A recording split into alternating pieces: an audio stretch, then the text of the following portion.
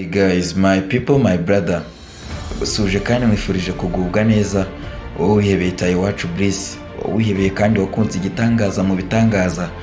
Iby'agaciro kandi komeza dukurikirane. I promise ko nazabima kubagezaho amakuru azabagezweho mu Rwanda ndetse no ku isi yose muri rusange. Zamireka amakuru yacu tuyatangire mu gihugu cy'Ububiligi. Ayarere umusore w'umunyarwanda. Amazina ye yitwa Iwacu Bliss, yavutse mu mwaka w'igihumbi 1992. Bisobanuye ko afite imyaka 30 y'amavuko. Iwacu Bliss yamuhaye mu muziki w'u Rwanda nka Bruce Melodie. Kuri uyu munsi aherereye ku mugabane w'Uburayi mu bijyanye no kwamamaza ibihangano bye ku ruhando mpuzamahanga. By'umwihariko iyo urebye byamujyanye ku mugabane w'Uburayi usanga ari nk'indirimbo yitwa Nyora yakoranye na Ekeight ikomeje gutrendinga no gukora amateka mu Rwanda ndetse no muri gihugu cya Uganda muri rusange. Bruce Melodie nanone usanga yaragiye kwamamaza indirimbo Total Crazy yakoranye na Harmonize, kandi nanone ugasanga yaragiye gupromotinga indirimbo Izina yakorewe na Element yasohotse mu kwezi kwa kabiri. Bruce Melodie rero akaba yarereye ku mugabane w'Uburayi mu bijyanye no kugenda yamamaza ibihangano bye ku ruhando mpuzamahanga. Kuri uyu munsi cyangwa se mu masaha ari imbere, buri muntu wese ategereje indirimbo Bruce Melodie agomba kuza gushyira hanze yakoranye n'uwitwa Babo Ekeight. Bruce Melodie mbere kwerekeza ku mugabane w'Uburayi cyangwa se mbere yuko ibi byose bitangira, izina Bruce Melodie ritangira gutrendinga mu Rwanda ndetse no muri Afurika muri rusange, Bruce Melodie yari afite label yitwa Igitangaza, yari mu witwa Kenisoro ndetse na Juno Kizigenza. Kenisoro yaje gukorana na Bruce Melodie indirimbo yitwa Ikinyafu ndetse iza no gukundwa cyane, dore ko kuri uyu munsi iyi ndirimbo imaze kurebwa n'abagera kuri miliyoni 2 n'imisago.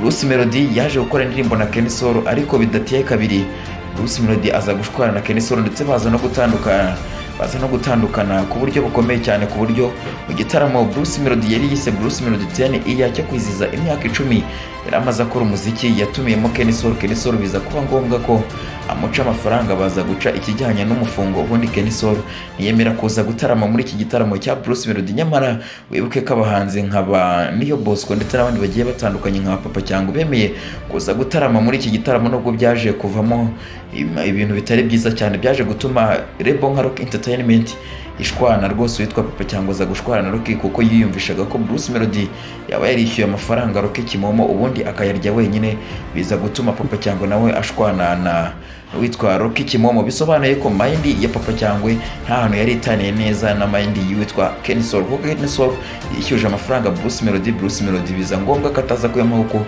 yamutumiye nk'umuvandimwe muri iki gitaramo.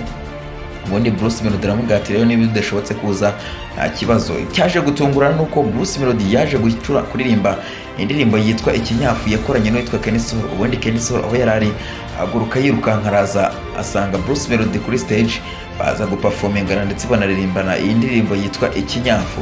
Bruce Melodie yaje guhita kura uwitwa Kenisoro muri label y'Igitangaza yari ya Bruce Melodie, ubundi hagumamo uwitwa Juno Kizigenza. Ariko amakuru n'ibihuha bikomeza guhwihwisa bivuga ko Juno Kizigenza nayo yamaze kuva muri label y'Igitangaza. Nkuko bisanzwe bimenyereye umuhanzi afite label akaza kugira abahanzi ashyiramo, uwo muhanzi arusha izina iryaho bahanzi bari muri label ye. Ikintu kiba umuhanzi ahakorabo abo bahanzi batoya kugira ngo nabo bashe kuzamura urwego izina ryabo rigere hejuru. Urugero kwa Diamond Platnumz, uwitwa Zacu agera muri Wasafi bwa mbere indirimbo ya mbere yakoreye muri Wasafi yayikoranye na Diamond Platnumz. Indirimbo kuri uyu munsi imaze kurebwa n'abagera kuri miliyoni zigera kuri 6. Uwitwa Diamond Platnumz akihura na Mbosso, indirimbo ya mbere Mbosso yakoreye muri Wasafi yayikoranye na Diamond Platnumz. Diamond Platnumz yakoranye indirimbo na Rayvanny. Abo n'abahanzi bose ndi kukubwira babarizwa muri Wasafi. Bruce Melodie rero agikora iyi label y'Igitangaza yashyizemo abahanzi babiri, Juno Kizigenza ndetse n'uwitwa Kenisoro. Ariko bwa mbere indirimbo ya mbere yakoraze cyangwa se collabo yakoranye n'umuhanzi wabarizwaga muri label ye, indirimbo ya mbere yayikoranye na Kenisoro ariyo Ikinyafu. Uyu munsi imaze kugera views zigera kuri miliyoni 2. Ariko Bruce Melodie yatarakorana indirimbo n'uwitwa Juno Kizigenza. Juno Kizigenza ikintu cya mbere nakubwira ntago yigeze atandukana Bruce Melodie, nubwo iyi label ya Bruce Melodie itagihari, kuko Bruce Melodie ubaka kanya nawe arabarizwa muri label, nawe afite management, kuko ubaka kanya Bruce Melodie arabarizwa muri label ya 155 AM. Urumva rero ntabwo yaba ari muri label ngo nawe agire label. Bisobanuye ko Bruce Melodie abarizwa muri label ya 155 AM iyobowe na Coach Gael.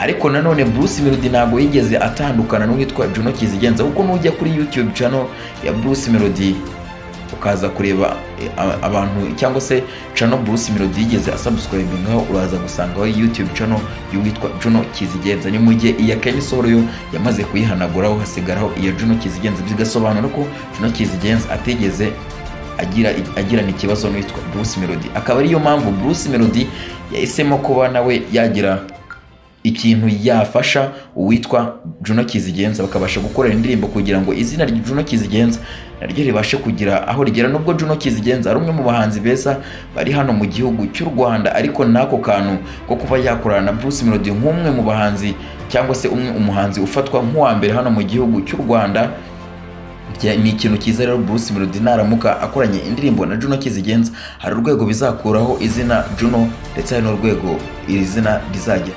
Mvuga ko Juno Kizigenza bizamurira urwego kandi bikageraho mu mugeza, nubwo ari umwe mu bahanzi beza bahagaze neza cyane hano mu gihugu cy'u Rwanda. Urugero, iyo urebye kimwe cya kabiri cy'abakunzi ba Ken Soul usanga ari abantu bamumenye ubwo yakoranaga indirimbo ikinyafu na Bruce Melodie. Rero nkaba nkubwira yuko Ken Soul witwa Juno Kizigenza nawe naramuka akoranye indirimbo na Bruce Melodie, hari urwego bizamukuraho ndetse hari n'urwego bizamugezaho. Ikintu cya mbere nakubwira nuko iyi ndirimbo yamaze gukorwa na Element, ikaba iri muri studio. Igisabwa nuko igihe cyo kugira ngo isohoke mu kwezi kwa karindwi kigera, ubundi bombe igahita igera hanze. Rezami nkomeza kwibutsa ko Bruce Melodie n'ubundi urugendo rwo gukora ibitaramo kibikomeje, akazaba aherereye hano mu gihugu cy'u Rwanda tariki 21 mu gitaramo cy'iserukiramuco kizakirimo Kiss Daniel ndetse na Shiba. Bruce Melodie kandi nanone azerekeza mu mujyi wa Lille tariki 28, yerekeza mu gihugu cy'Ubufaransa i Paris, n'ubundi akomereze n'ubundi mu gihugu cy'Ubwongereza ndetse mu gihugu cy'Ubusuwisi. Bruce Melodie akaba habura amasaha make gusa indirimbo yitwa Nyora buri 15,000 kugira ngo ibashe kuzuza miliyoni views, ubundi Bruce Melodie ahita ashyira hanze indirimbo yakoranye na Babo Ekeight, ubundi ibintu bikomeze kugenda neza cyane. Les amis, ndagushimiye wowe wese mu kudukurikira. Ndi Olivier Fernandez, ntago nzabema kubagezaho amakuru azabagezweho mu Rwanda ndetse no ku isi yose muri rusange. Umunsi ku wundi nzajya nkomeza nkumvisha impumeko ndetse n'inyikirizo y'igitangaza mu bitangaza itaye wacu Bruce. Kanda subscribe kuri YouTube channel Bruce Melodie Media kujya tujye dukomeza kubana umunsi ku wundi. Bruce Melodie afite indirimbo nyinshi ziri hanze, kuko sinagenda nakakubwiye indirimbo yakoranye na Melodie ndetse n'iyakoranye na Babo ndetse n'iyakoranye na B2C, imwe mu matsinda akomeye cyane hari mu gihugu cya Uganda.